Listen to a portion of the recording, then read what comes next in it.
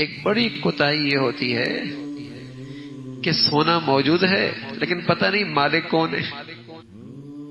ایک تو وہ سونا ہے جو بچی گھر سے اماں کے گھر سے لے کے آئی، ظاہر ہے اس کی تو ملکیت ہے. ایک وہ سونا ہے جو لڑکے والوں نے اسے دیا اور چڑھایا. اب یہ ملکیت کس کی ہے؟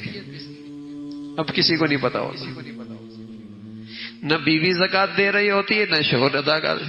پھر ایک وقت آتا لڑائی ہوتی ہے، وہ کہتا ہے میں مالک، وہ کہتا ہے میں مالک. جب تک زکات دینی ہے کوئی ضرورت محسوس نہیں کرتا کہ طے کر لیا جائے کہ مالک ہے کون. زندگی گزر رہی ہے اور جب تک زکات نہیں دیتا اس کا مال گندا ہوتا ہے، اس کے زیورات میں نحوست ہوتی ہے، اس کی مالیت میں گندگی آ جاتی ہے. زکات ہے ہی اس لیے کہ تاکہ اسے پاک کر دے.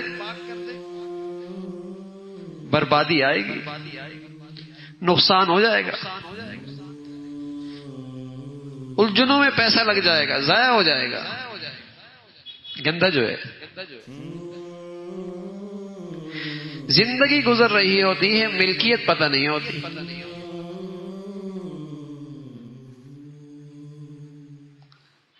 پتہ ہونا چاہیے کہ یہ جو بچی کے پاس، عورت کے پاس سونا زیورات ہیں، اس کا مالک کون ہے. اگر وہ ملکیت بیوی کے پاس ہے تو زکات بیوی پہ فرض ہے، اس کی زکات بیوی کو دینی ہوگی. شوہر کے ذمے فرض نہیں، دے دے گا احسان کرے گا، لیکن دیتے ہوئے بتانا ہوگا. بغیر بتائے زکات کوئی نہیں ادا ہوگی، اس لیے کہ ہر ایک کا فریضہ الگ ہے.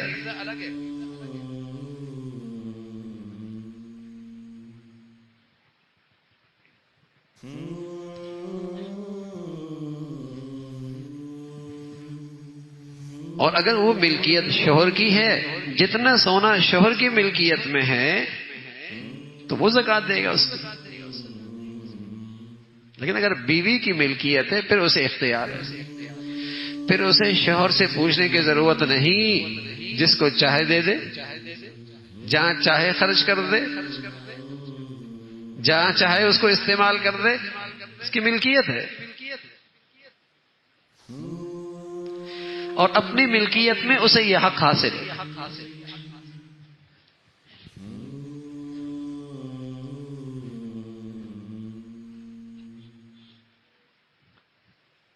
بھئی فرض ہے، کوئی نفل تو ہے نہیں، فریضہ ہے اسلام کا، اور اسلام کے بنیادی ارکان میں سے ہے.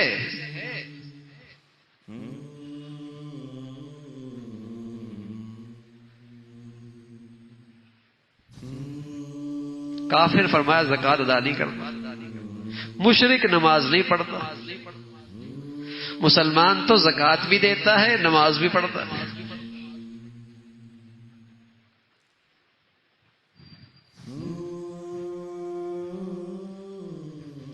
تو ایک طبقہ یہ تو جانتا ہے کہ زکات کا فریضہ ہے، لیکن لا علمی اور جہالت ہے. زندگی گزر رہی ہوتی ہے، زکات کا فریضہ صحیح ادا نہیں ہو رہا، اور اس کی نحوست ہوتی ہے کہ اتنی سوراخیں کھل جاتی ہیں جہاں مال جاتا ہے پتہ ہی نہیں لگتا. اور جب مال سے اللہ کا حق ادا ہو اور اللہ کے بندوں کا حق ادا ہو اور زکات کی عبادت ادا ہو تو اللہ اس مال کی حفاظت بھی فرماتے ہیں، محفوظ بھی فرما دیتے ہیں. وہ سوراخیں ساری بند کر دیتے ہیں جہاں یہ مال ضائع ہو رہا تھا، اور برکت اتنی ہو جاتی ہے جو کام ہزاروں میں ہو رہا ہوتا تھا وہ سینکڑوں میں ہو جاتا ہے. پاک جو ہو گیا، صاف جو ہو گیا، مبارک جو ہو گیا، اس میں سے اللہ کا حق جو ادا ہو گیا.